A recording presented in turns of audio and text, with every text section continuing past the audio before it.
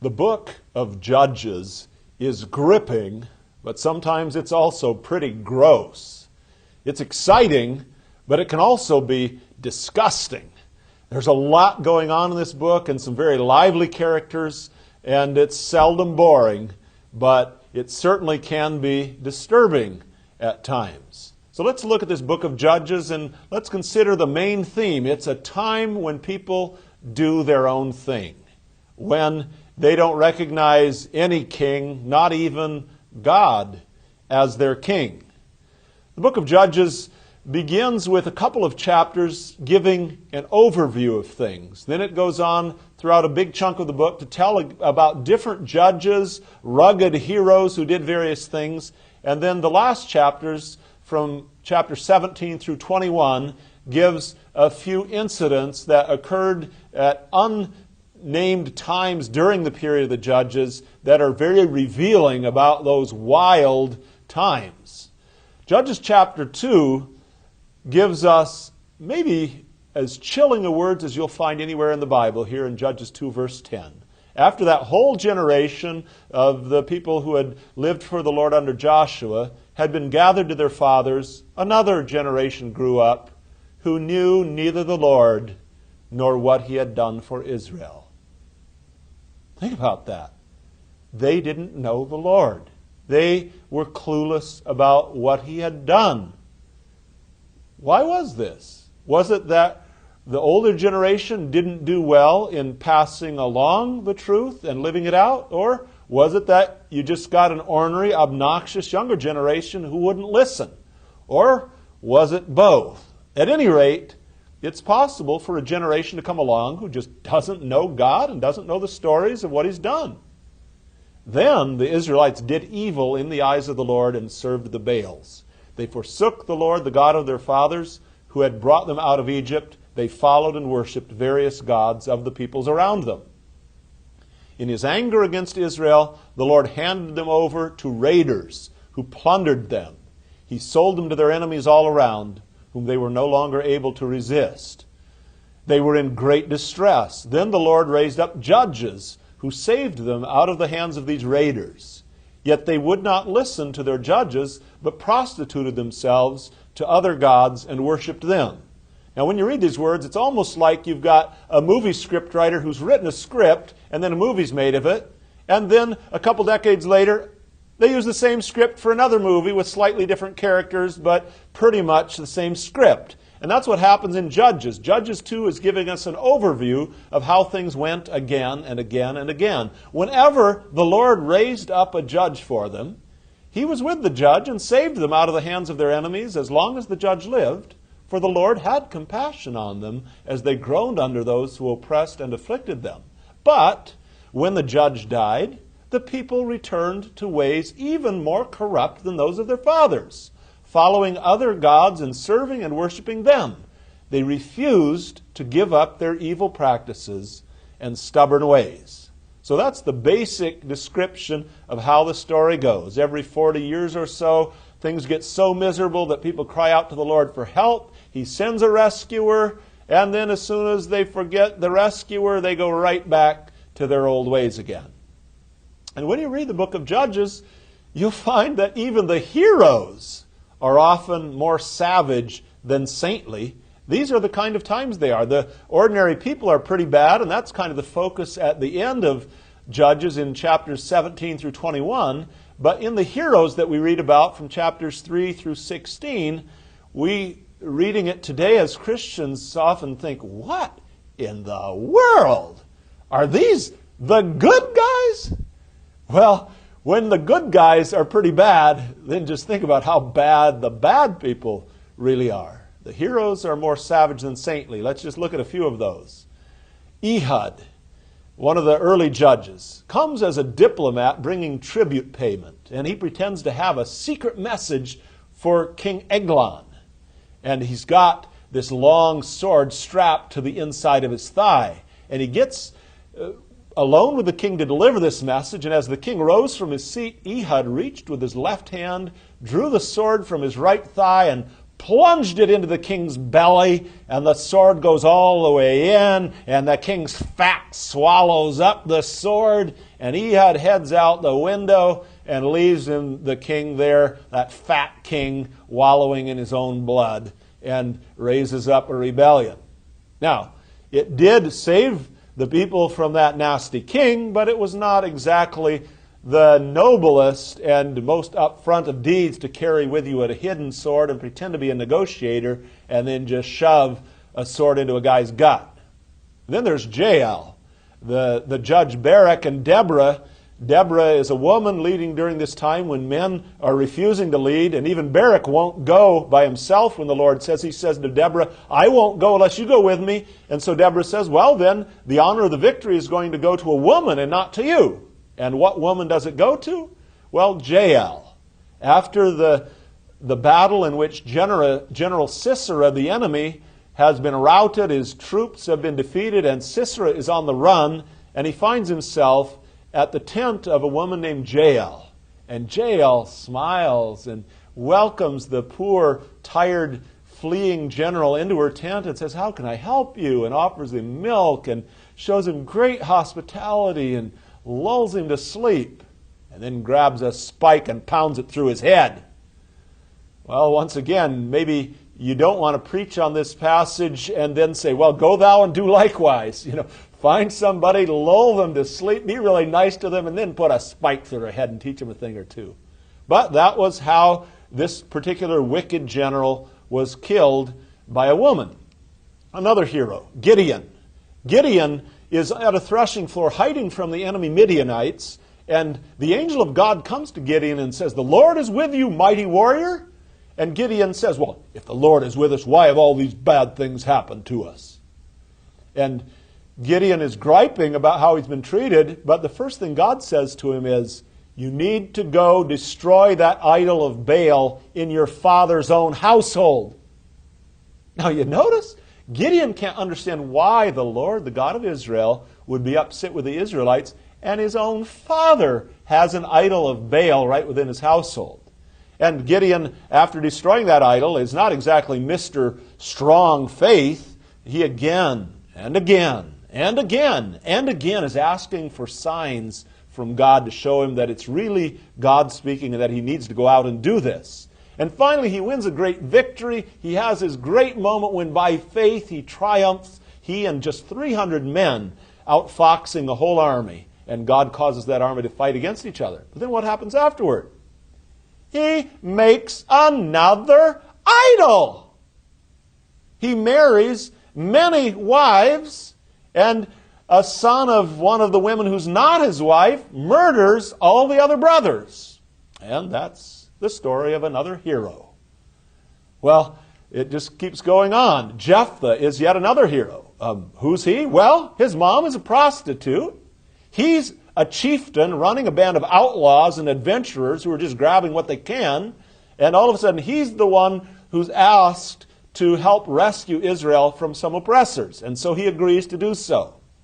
But he makes a promise. He says, if God gives me victory, first thing I'm going to do when I get home is that whatever comes to greet me, I'm going to sacrifice to the Lord. And what happens? He comes home from a great victory, and his beautiful daughter, his only child, comes out, and the bonehead sacrifices her. He makes this terrible vow, and then he carries through on it.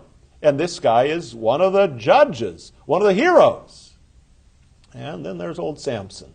Samson makes for some very lively reading, and he does some amazing things with his tremendous strength that God gives him. But what kind of man is he really? He's hot-tempered.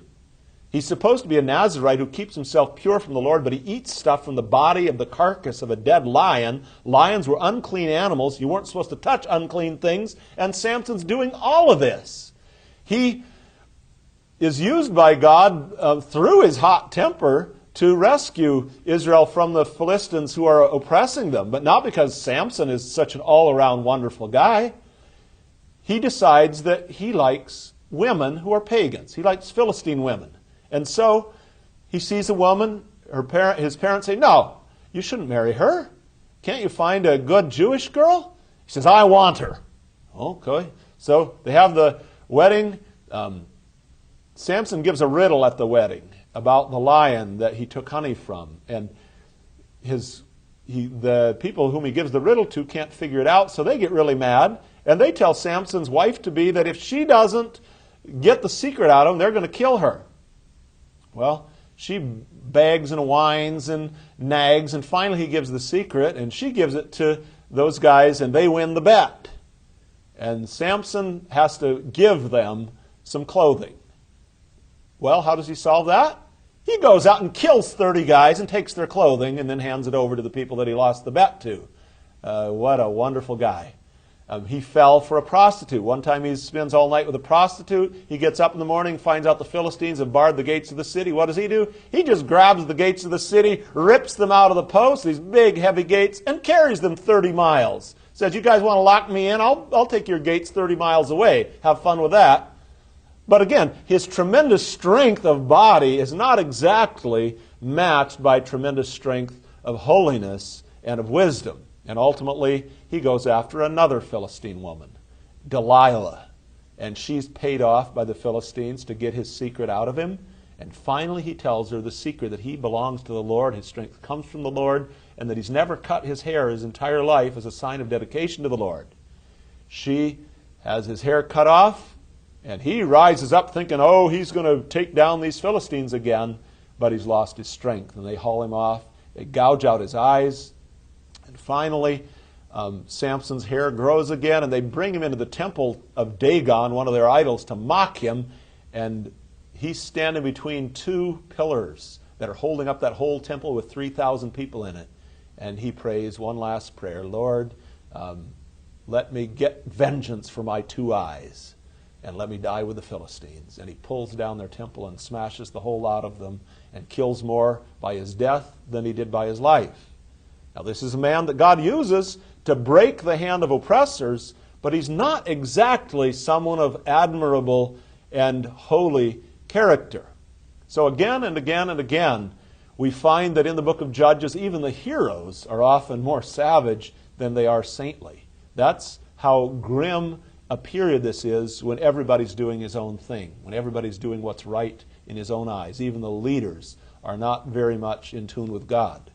But here's another thing. The Lord does use flawed believers to carry out his plans. Some of these judges are listed in Hebrews 11 as some of the heroes of faith who did mighty exploits by God's power and by the faith that they had in God. And so God, thank God, does use very faulty and flawed people like these judges, and maybe even people like you and me. But this was a wild, lawless time, and that comes out again and again as you read in this book. And let's get back to what we saw originally. There is spiritual amnesia. They didn't know the Lord. They didn't know what he'd done for Israel. They just forgot about these things, and God would send punishment and enemies. Then he'd save them, but they would not listen. They forgot. And then they forgot. And then they forgot. And then they forgot. And then they forgot. And then they forgot. And then they forgot. Getting a little tired of this movie yet? Well, God got mighty tired of that movie. And when you look at Israel and its enemies during the time of the Judges, there were various different nations that came in and oppressed them. But who was the real enemy? Well, it's like in the comic strip Pogo. We have met the enemy, and he is us. We who keep forgetting the Lord. We who keep forgetting what he's done for us. We who keep forgetting to trust him. There's other enemies out there, and they can make our lives miserable, but the real enemy is us, and that's the enemy we really need to face. Now, in the Epilogue of Judges, those last 5 chapters, it's repeated again and again. In those days, there was no king in Israel. Every man did what was right in his own eyes. In those days, Israel had no king. They're not even honoring God as their king. In those days, Israel had no king. In those days, there was no king in Israel. Every man did what was right in his own eyes. That is the last verse of the book of Judges, and a summary of the whole mess, a period in which people did their own thing. Now, we've seen what it was like in the lives of the judges themselves. And if even the heroes could be pretty savage, what about those who weren't considered among the heroes? Well, it really gets ugly there, and that's what we see in these last few chapters of Judges. You see homemade religions where they just make it up, where you rent a priest and pay him off, where there's rash curses and oaths, where there's live-in lovers and unfaithfulness, where there's perversion and sexual wickedness and gang rape and chopping up corpses and civil war and multiple massacres and total wipeouts of villages and populations, and getting wives by murdering a whole town and then grabbing the women or kidnapping women from somewhere else. That's a real quick overview of those chapters. And if you look into it in a little more detail, it is very ugly indeed. Let's start with a little bit of homemade religion from a guy named Micah. Micah steals from his own mother. And his mother utters some terrible curse about what's going to happen to the person who stole from her. And so Micah gets a little scared and he returns the money. And when Micah returned the 1,100 shekels of silver to his mother, she said, I solemnly consecrate my silver to the Lord for my son to make a carved image and a cast idol.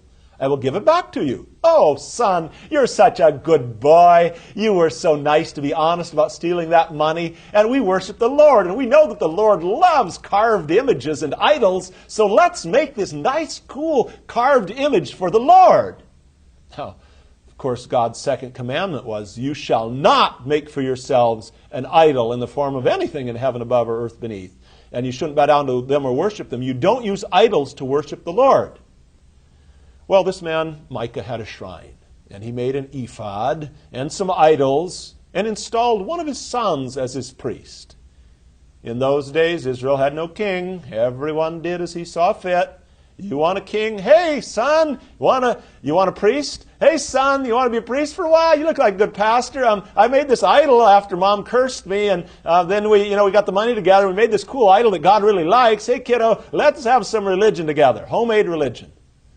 Then somebody else comes by who's really part of the class who is supposed to take care of God's tabernacle, a Levite. They're supposed to serve the tabernacle of God, and this traveling Levite meets up with Micah, and Micah says to the Levite, live with me and be my father and priest, and I'll give you 10 shekels of silver a year, your clothes, and your food. So the Levite agreed to live with him. Then Micah installed the Levite, and the young man became his priest and lived in his house, and Micah said, now I know the Lord will be good to me since this Levite has become my priest. It's prosperity religion.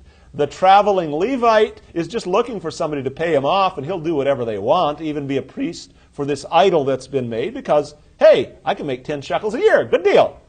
And what does Micah want? Well, he wants a bit of religion from this Levite, and the Levite is going to be an improvement somewhat on his own son, because we know Levites are more professional, and we like to have some professional religion around here. And the Lord's going to be good to me. God's going to pay me off. And the Levite is going to work for cash. And this is what religion is about, the ability to prosper. And this guy is a positive preacher. There are some spies that come along from the tribe of Dan, and they're wondering what they can accomplish. And the Levite told these spies from Dan what Micah had done for him. And he said, he hired me, and I am his priest. Then they said to him, please inquire of God to learn whether our journey will be successful. The priest answered them, go in peace. Your journey has the Lord's approval. Whoa, man, we love hearing a guy who's a positive thinker. We love having a preacher who tells us exactly what we were hoping to hear anyway. And so he tells the people of Dan, yeah, go for it. God's with you all the way, guys. Well, they liked the sound of that. When these men went into Micah's house, and they said, you know what? We like this priest, and we like the stuff he does. So they go into Micah's house, these men from the tribe of Dan, and they took the carved image, the ephod, the other household gods, and the cast idol. And the priest said to them, what are you doing? Well, they answered him, be quiet. Don't say a word. Come with us and be our father and priest. Isn't it better that you serve a tribe and clan in Israel as a priest rather than just one man's household? Oh, don't you want a promotion? Don't you want to enlarge your borders? The priest was glad. He took the ephod, the other household gods, and the carved image, and went along with the people. So long, Micah. I have got greener pastures and a higher paycheck and more people to impress. And so Micah's mad that they're stealing all of his gods and that they're stealing his priests. But the men of Dan say, oh, come on, you better just shut up. If you don't, we're going to kill you. And so Micah backs down, and they make off with that Levite that he had hired and make off with his idols. And then they claim the blessing. They took what Micah had made, that idol, and his priest, and went on to Laish against a peaceful and unsuspecting people. They attacked them with the sword and burned down their city. The Danites rebuilt the city and settled there. There the Danites set up for themselves the idols. And they continued to use the idols Micah has made all the time the house of God was in Shiloh. So, there you have it. Homemade religion of a man and his mother. Then it kind of expands to hiring a hired professional priest and making some idols. And then a whole tribe comes along and buys out the priest and the idols and goes and massacres a whole town and takes over their territory. Well, there's one slice of life in the time of the Judges. Here's another slice. We've got someone who is himself a pastor or Levite. He's a minister with a mistress. He's got a concubine. And the live-in has an affair. She runs off, has an affair with another guy and moves out. But then she may come back. And she goes back to her father's house. And so this minister, this Levite, goes to her father's house. And they talk a while. And finally, they agree that the girl will go back home with this minister. Well, they have to decide where to stay for the night on their trip back. And they say, well, we better not stay in Jebus, formerly what would later come to be called Jerusalem, because those Jebusites, you really can't trust them. They're a bunch of pagans. Let's go to Gibeah, where we've got Israelite people living. You know, that'll be a safer, better place to spend the night. Well, not quite. They find that the people of Gibeah are acting like those that Sodom had acted earlier. And the men of the city come and they want rape. And they're threatening. And so what does the minister, the Levite, do? He shoves his girl, his mistress, out the door and says, have at her, and then locks the door again and stays with his host. And so all night long, after giving the woman to the wolves, they rape her. And then the next morning, she's lying on the steps at the door to the house. And he opens the door and sees the woman lying there, and he's a real sensitive kind of guy. He says, get up, let's go. Well, she doesn't move. And she's not just in a bad mood. She's dead. They've killed her. Well, he, being a very good, righteous man, thinks this is an outrage. You know, I gave my wife to them to rape her, and they went and killed her. Boy, that's a bad deal. So he chops her body up into 12 chunks and mails the chunks or sends them out to the different tribes of Israel and says, this is what horrible thing has happened. It happened in Gibeah, which is a town of the people of Benjamin. They won't punish, and so we need to do something about it. And so what happens next? The Benjamites come out of Gibeah. They won't give up the town of Gibeah. They band together with Gibeah, this town that had done such horrible things, and they fight with the Israelites who've come against them. And the Benjamites cut down 22,000 Israelites on the battlefield the first day. Second day, they cut down another 18,000 Israelites. Third day, 25,000 Benjamite swordsmen fell. And the men of Israel have routed finally the Benjamite army. Then they go back throughout the whole land held by the tribe of Benjamin, and they wipe out all the towns. They just put them to the sword, including the animals and anything they found. All the babies, all the children, all the men, all the towns they came across, they set on fire. They just wiped out Benjamin, except for 600 Benjamite warriors who had escaped. Oh no, what have we done? Said the Israelites. We wiped out one of our fellow tribes, and all the women are dead. The whole tribe's going to disappear, and that'd be too bad. Well, there's 600 Benjamite warriors survived, but no Benjamite women have survived, so they got a problem on their hands. Because all the men of Israel have sworn they will never give their daughter to a Benjamite. And so what do? Well, when you're in that position and somebody says, well, who gives this woman to this man? The father's going to say, I don't. I swore I'd never give my daughter to one of those guys. So they're in a pickle. They got 600 Benjamite men who need wives. What they're going to do? Well, option number one, whose families can we kill? They take notice, they say, well, you know what? That town of Jabesh-Gilead, when we were gathering all our army together to fight the Benjamites and slaughter them, Jabesh-Gilead didn't send anybody. We should just kill them all. We'll kill all the men. We'll kill all the little kids. We'll kill everybody except the unmarried young girls, the virgins. And so that's what they do. They wipe out everybody in Jabesh-Gilead and they get 400 virgins. Hey, that plan went pretty well, but we got a problem. The math doesn't work. We've got wives for 400 Benjamites, but we need 200 more wives. What are we going to do now? Well, option number two, what girls can we kidnap? There's an annual festival at Shiloh for the Lord. A lot of this terrible stuff goes on in the name of worshiping the Lord. But anyway, there's a festival for the Lord. They say, well, we can't actually give our daughters to these Benjamites, but here's what we'll do.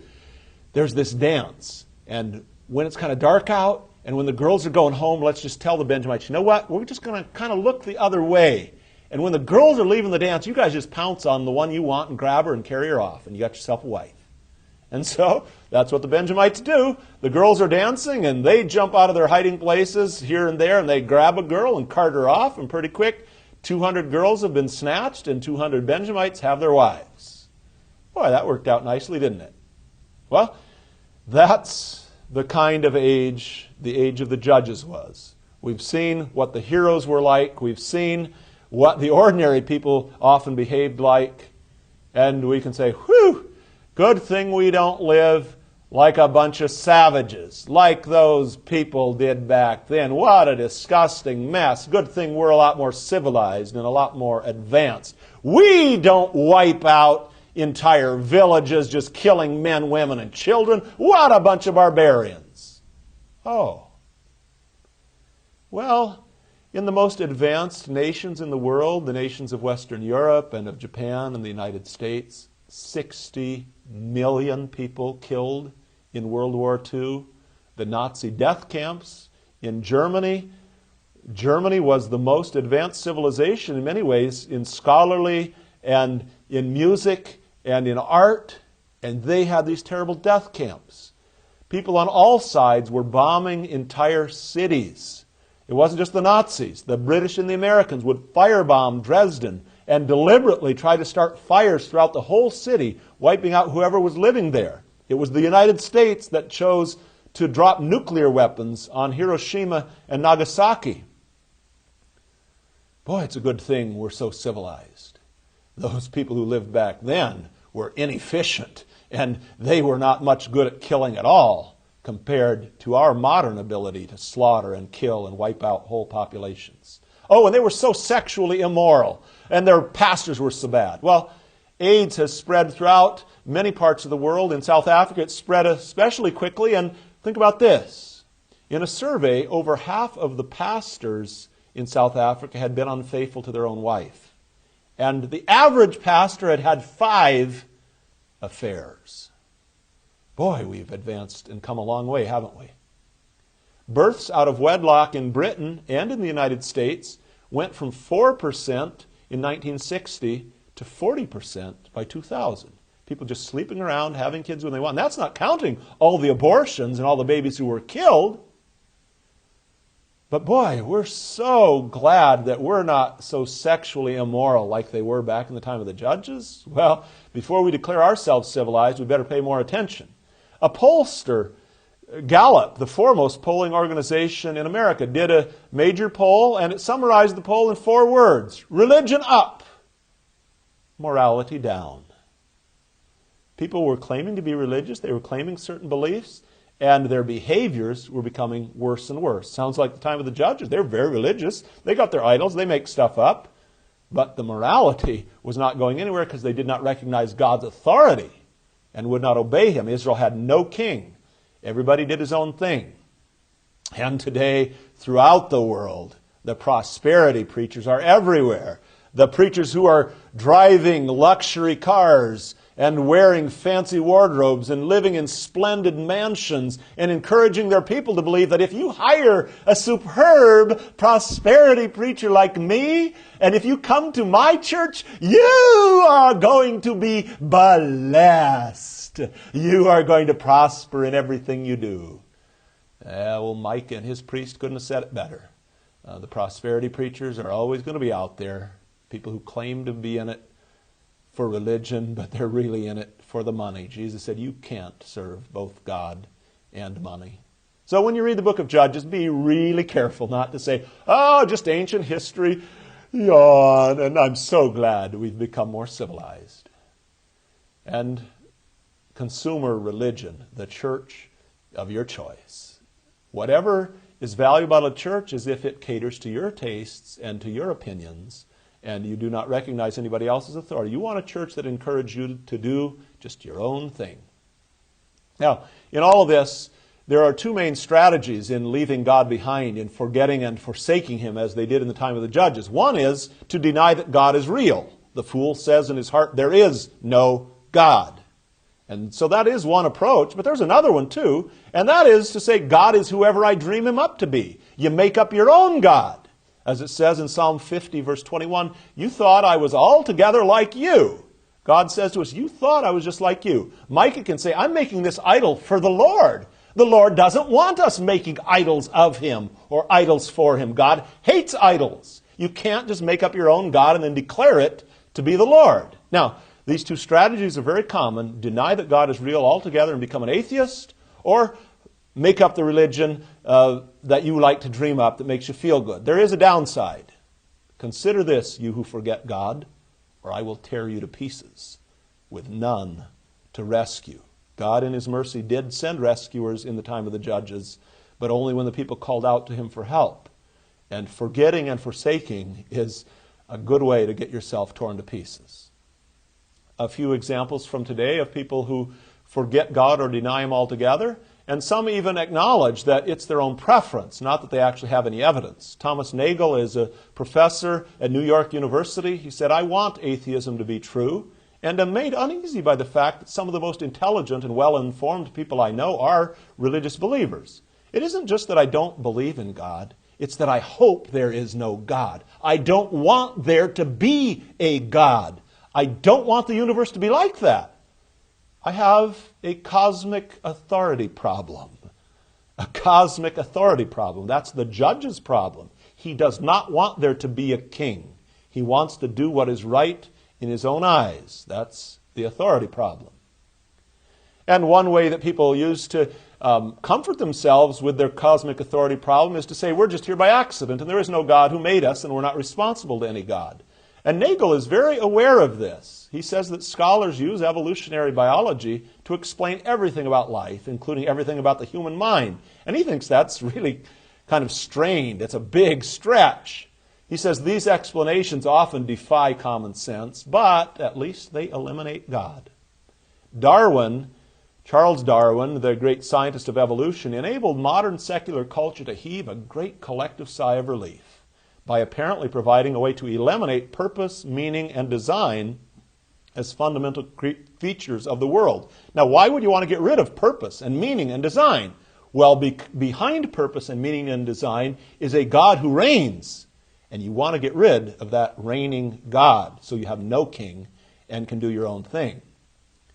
Sometimes it's not professors, but singers. John Lennon, the singer of the Beatles, wildly popular. Imagine there's no heaven, it's easy if you try, no hell below us, above us only sky. Imagine all the people living for today. Imagine there's no countries, it isn't hard to do, nothing to kill or die for, and no religion too. Imagine all the people living life in peace. You may say that I'm a dreamer, but I'm not the only one. I hope someday you'll join us and the world will live as one. Now, let's see what would happen if we imagined God away and if nobody paid any attention. In that same song, Lennon said, imagine no possessions. When he died, he was worth $500 million. Okay? He imagined a certain kind of world, but then he lived in another manner. And by the way, imagining killers away doesn't make them go away. He was shot by someone else.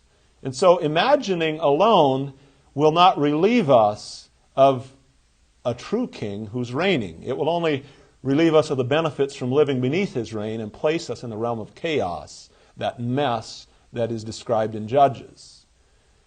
A common phrase is believing in yourself. And John Lennon was one of those. Another of his songs, a lesser-known song, I don't believe in Bible. I don't believe in Hitler. I don't believe in Jesus. Notice he put Hitler and Jesus right next to each other.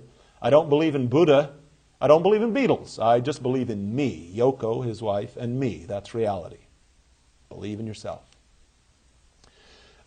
Nastier singer, Marilyn Manson, a guy who grew up in an evangelical home, and he named himself after the suicidal actress Marilyn Monroe and the serial killer Charles Manson. He gave himself the name Marilyn Manson.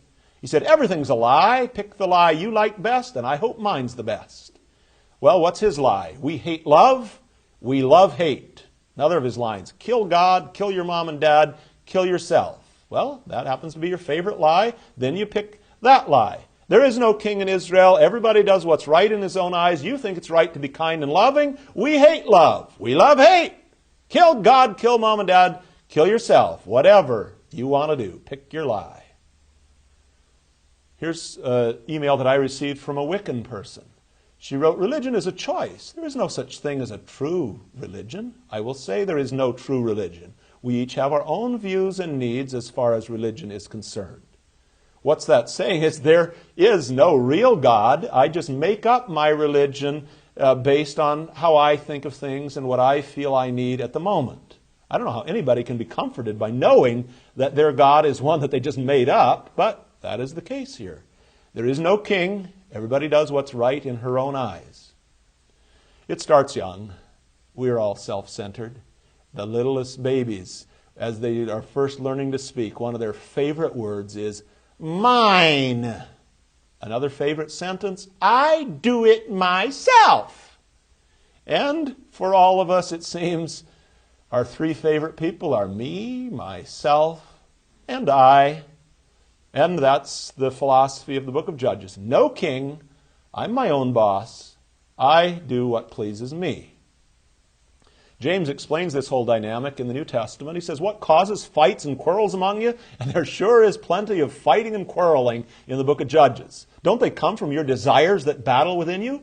You want something, but you don't get it. You kill and covet, but you can't have what you want. You quarrel and fight. You do not have because you do not ask God. And when you do ask, you don't receive because you ask with wrong motives that you can spend what you get on your pleasures. You're a prosperity person. You want God only to make you rich and give you pleasure. You adulterous people, don't you know that friendship with the world is hatred toward God?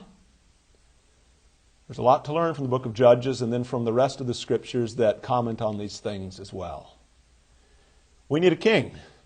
We need to be saved from ourselves and saved from doing our own thing and what's right in our own eyes. Jesus said, if you hold to my teaching, you are really my disciples. Then you will know the truth, and the truth will set you free.